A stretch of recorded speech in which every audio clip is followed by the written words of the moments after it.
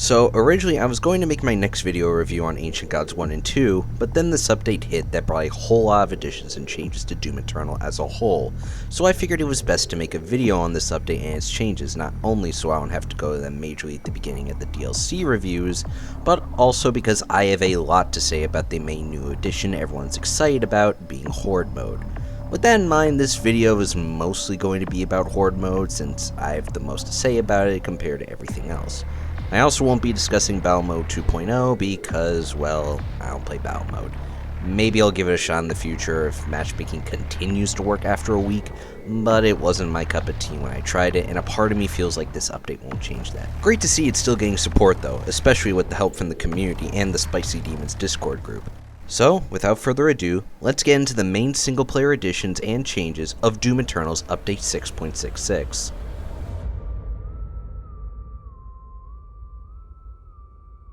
First off, we've seen a number of quality of life changes when it comes to the UI and menus. The race car HUD introduced with Tag 2's update now has a standard grenade indicator on it instead of just the ice bomb. I don't use the HUD personally as I'm too used to playing without it, but it's really nice to see this change. Console players and those who play with controllers now also have the ability to bind literally any button to a weapon, making the game much more accessible. Again, not something I use personally, but another great change for those who do. Also, I know this was technically brought back last update, but now you have the ability to pick and choose between Mick Gordon and David Levy's main menu track within the options, so now soundtrack crackhead theorists can stop assuming Mick's music will be erased from existence within the game as they continue to harass the Doom Twitter intern when the soundtrack will come out. I personally would have liked it if the menu music was dynamic, where say the track by default was the Mick Gordon one, and if you pick tag 1 or 2 within the menus, the track would change to David Levy's, but it's not a big deal overall.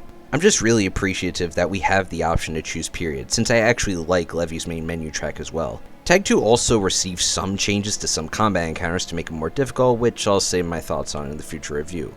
We also got not one, but 2 new master levels in the form of the base game's Mars Core and Tag 2's World Spear. I'm not exactly confident in reviewing every single encounter in your master level and discussing into detail how combat makes a giant impact with, say, this demon being here or this demon being there, but I'll just say that these are 2 great additions to what we've got so far, with Mars Core probably being my favorite we've gotten up to this point.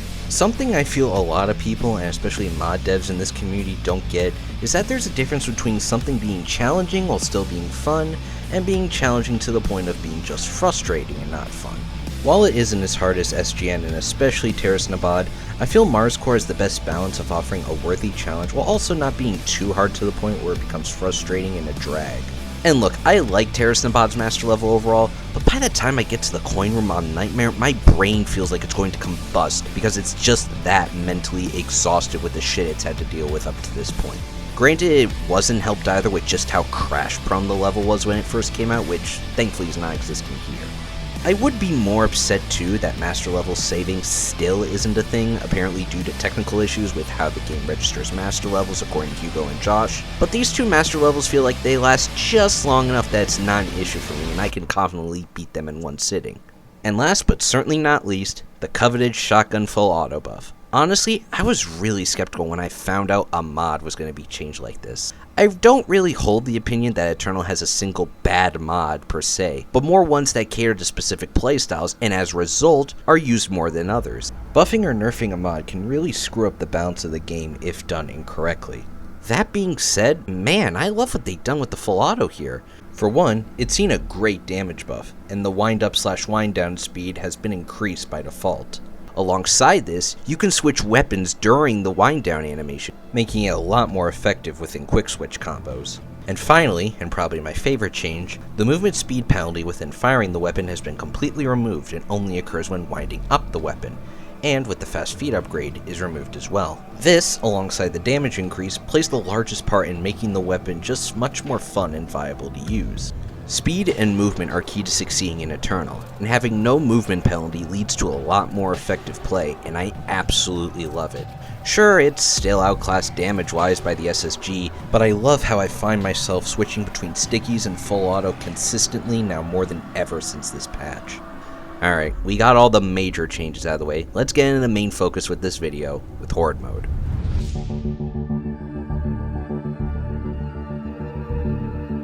A Horde mode of some kind has been requested ever since the launch of Doom Eternal, and it only makes sense. A mode meant to test your skill with mastering the combat loop feels just natural for a game like this. It's almost kind of surprising that something like this wasn't planned already. Modders such as Prote have also tried their hand at creating a mode like this to fill in the hole created by a lack of a mode, so of course people were excited when it announced that they were going to put development focus towards a mode like this. However, I was kind of skeptical due to the fact that I feel personally that I have a different idea of what a Horde mode should be compared to others in the community. Many obviously think it should be like Prote's mod, but I unfortunately don't share that mindset. And please don't take this as an insult against the guy either. I genuinely think Prote has made some incredible strides in regards of pushing modding more and more within the community and towards the devs, and I think that deserves a ton of praise. But I really feel that his mods, alongside the majority of others out there, cater way too hard towards the sweaty hardcore player, rather than being catered towards both them and casuals. I envisioned a Horde mode for Eternal being something reminiscent of Ultrakill's Cyber Grind mode, being a constantly changing endless arena with random enemies. That being said, despite it obviously taking some gameplay additions from Prote's mod, even ones that I don't like, I think it succeeds as a new addition to keep people coming back to the game on the daily. However, I do think it needs some work in order to keep people consistently invested, and I have confidence in the devs that we'll see it in the future. I've seen people speculate that this is going to be Eternal's last update, since 2016's last update was also 6.66 and was coincidentally also a multiplayer rework. But with the seasonal leaderboard structure both this and battle mode seems to have, it wouldn't make sense for it to be done here in my opinion. But anyways, how does this mode work? The mode is split across 3 missions and is almost sort of a mini campaign, if that makes any sense, reusing many areas from both the base game and DLCs. These being Cultist Base, Reclaimed Earth, and the Hold. There are 3 round types, being Arena, playing mostly like standard Slayer gates with a set of waves, Blitz rounds, requiring you to kill as many of a specific type of demon as fast as possible with a responding quad damage, Coin rounds, which are more or less self-explanatory, requiring you to get all the coins in an area as fast as possible as they decrease in value as time passes, as a certain demon tries to get in your way, and finally Traversal rounds, which are small bouts of platforming. I know it's probably sacrilege to many for a mode like this to not focus on anything but killing, but I honestly really like these other types of rounds as they offer a great change of pace, especially after particularly exhausting arenas. You start off with a fully upgraded Slayer, and nothing but a fully kitted combat shotgun. At the end of every arena round, a wheel begins to spin, spawning a random weapon for the player to use. I've heard mixed opinions on this, and I totally get why. In fact, this is one of the main issues I have with Prote's mod, because I feel it kinda goes against what Eternal excels the most at, being giving you a giant toolbox of weapons to solve problems with combat encounters. Weirdly, I don't have an issue with it here because of how the combat encounters start off small and in turn continue to get harder and harder, whereas with Prote's mod, I feel it started off with difficulty cranked all the way. Having randomized weapons like this encourages you to get more familiar with certain weapons and their respective mods, and use them in certain situations you wouldn't have used them in prior, which in turn creates lots of creative and fun combat scenarios that forces you to get out of your comfort zone. That is, unless you face a spear without a plasma rifle. Yeah, it probably sounds stupid and hypocritical considering what I just said, but this is the only scenario that bugs me with the system like this, because I really feel that fighting spear-possessed demons without a plasma rifle to get rid of them for good just isn't fun. At least with facing an annoying demon like, say, a Marauder without a ballista and SSG, you're forced to get rid of them for good without your typical routine. Whereas with spirits, they can fundamentally only be eliminated for good with a microwave beam. And if you can't do that, they'll just endlessly go to the next demon until all of them are eliminated in the arena. It just makes them feel more annoying and tedious to fight than anything else. And you can argue that's the whole point, to be difficult, like I mentioned before, to get the player into scenarios where they're forced to get out of their comfort zones and whatnot, but I just don't feel it works with spirits. Most weak spots in demons can be eliminated with more than one weapon, except for them. Hell, you can even kill stone imps with the hammer if you don't have any shotgun ammo to use with the full auto on them. Spirits can only be eliminated with a microwave beam, and I feel that design choice, despite me loving the enemy, ultimately cripples their inclusion this early on in the mode compared to dealing with other demons in this very scenario. I feel like a way to satisfy both parties would be to either have a variation of the mode that spawns you with a full loadout, or, maybe even better, a way to re-roll weapons at the end of rounds with a special currency. How about trading an extra life for a reroll? You risk not getting as high of a score as you would prior, but also the chance of getting a better weapon that you could, in turn, perform better with and get a higher score with. A sort of risk-reward system like this would just add more depth to the mode and would be cool to see. Who knows? Throughout certain arena waves, you can have bounty demons spawn, where the faster you kill them, the higher haste bonus drop you can get from gold to bronze. When this drop is picked up, any demon you kill in the time frame of the drop running out grants you a special point. This is fundamentally an expansion of 2016's Mines from arcade mode, which I absolutely love. Rewarding a higher score for faster and more efficient play and knowledge of how to kill things fast. Killing the demons before time runs out also grants you access to bonus waves in the round, which aren't all that hard to get admittedly. Points are based on tiers of demons, with general fodder and demons that can spawn unlimitedly, like lost souls from pain elementals, demons from archviles, possessed scientists, and unwilling rewarding 0 points when killed, zombie men and imps rewarding 100 points, heavies like carcasses, prowlers, and more rewarding more and more points, and so on.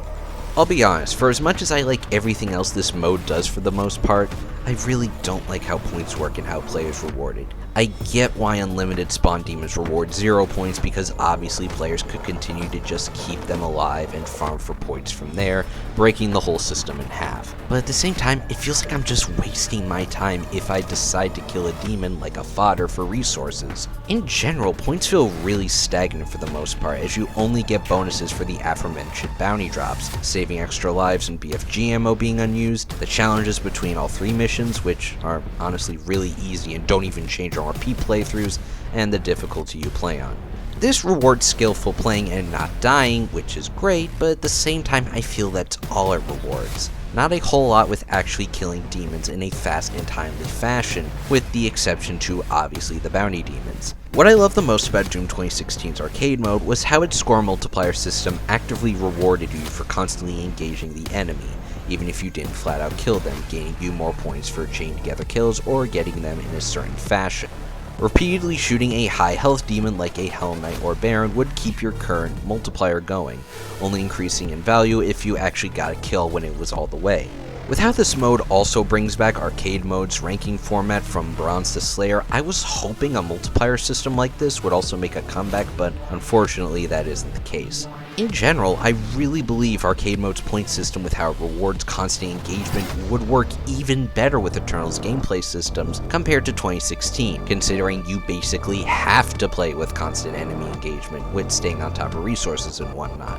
Where on the other hand, 2016's way of winning in combat was more or less just low health, stagger, and press F. The current point system feels too reliant on after-the-fact factors rather than anything in the actual moment of combat, and in turn makes me feel like I'm just barely making progress towards the rank I actually want to achieve a good amount of the time. I remember during my first run, I was unsure if I'd even get past the halfway point to silver at the end, or if I was just rusty since I hadn't played so long. At least in 2016's arcade mode, it felt like I was always keeping up a pace with that 32 times multiplier, and keeping up that pace alongside knowledge of the level, its arenas, and how to effectively kill quick would always reward me with a high score and rank.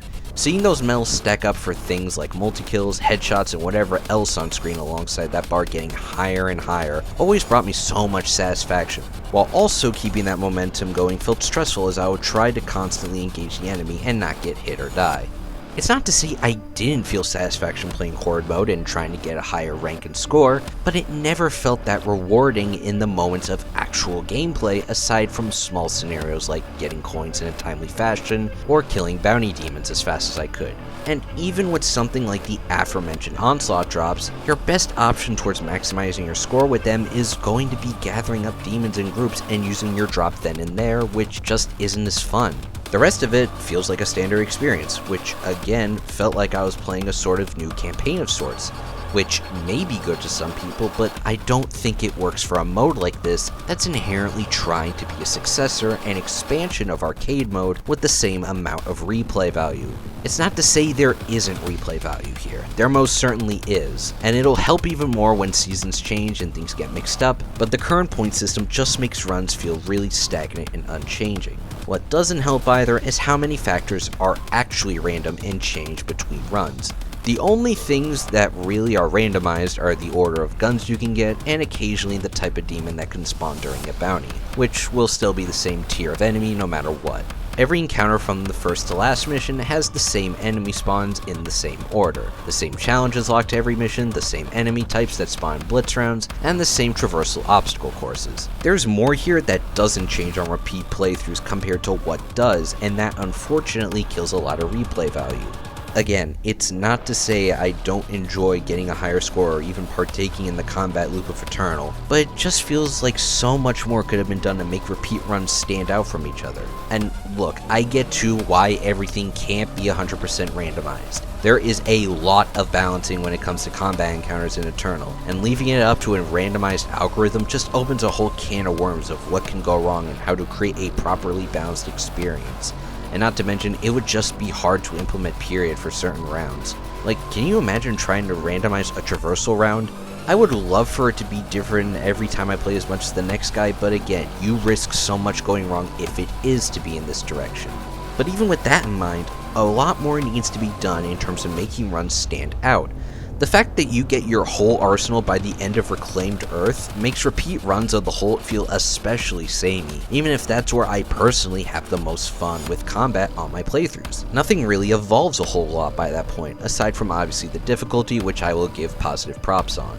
Despite being unchanging between runs, I do think the combat encounters in this mode so far are designed super well, especially towards the end of the Hold. That final wave with the dual buff Marauders and Barons, with the turrets guarding the buff totem, is such a rush and I love how it came out. It's a great challenge to end the current version of the mode with, but again, it's kinda hard for it to not feel like just another campaign mission by that point in the run when you have everything and nothing is really changing.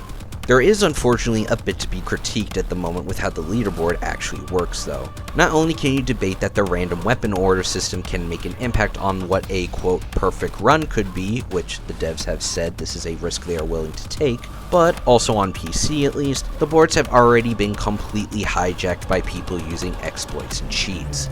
Small update. As of the November 18 patch, the devs have soft-capped the leaderboard with a max score of 500,000 points, and also purged any scores above that, which were obviously hacking. However, they still encourage comparing your score more with friends than anything else, or using the unofficial leaderboard Twitter account for more authenticity, so take that as you will. I'm honestly not surprised that this is even the case, and I don't think it can be helped for a sort of single-player leaderboard like this if you ask me. 2016's worldwide leaderboards for arcade mode had already been snapped in half years ago, with the top rankings having infinite scores which still haven't been fixed or removed since the mode's inception. Even other games with seasonal based leaderboards, such as Siam, Speedrunners from Hell, have this very issue with people using unauthorized exploits to get very short times. Fans have proposed some solutions, the most prominent being anti-cheat, but considering just how well received that was last time, yeah, I don't see them putting it in for a while, unless it's something the community can universally agree on. The worldwide leaderboard doesn't bug me that much anyways, since I'm mostly going to be comparing my results with my own friends if anything. That being said,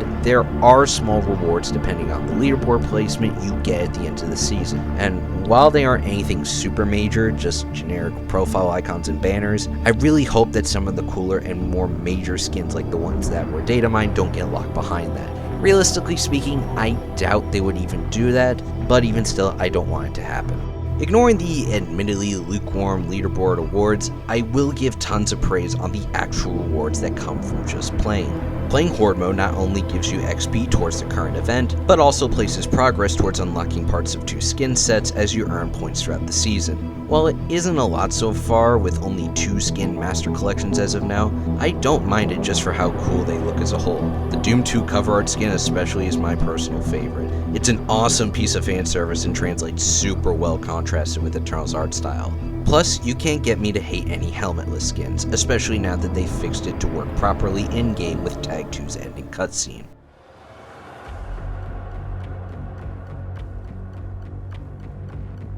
So, overall, despite my issues that I would love to see addressed at some point, I think Eternal's Horde Mode in its current state is very enjoyable and has a ton of potential to become even better, yet could use some gameplay improvements to truly keep it lasting forever for people to come back to.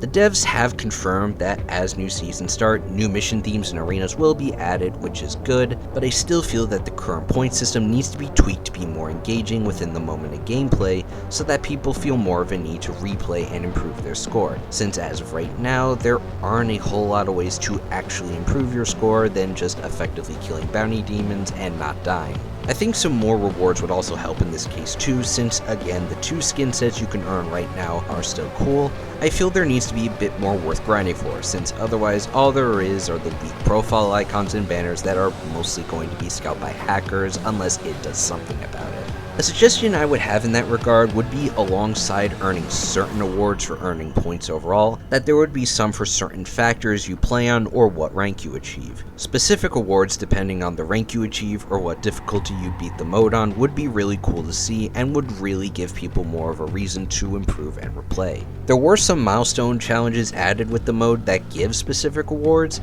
but unfortunately they're mostly kind of rudimentary, like collect X amount of coins or complete this mission. Some more skill-specific milestones could also go a long way with mode longevity. But what do you think of Horde Mode so far? Agree or disagree? Let me know what you think. I'll see you next time for the DLC reviews. Have a great night everyone, and thanks for watching.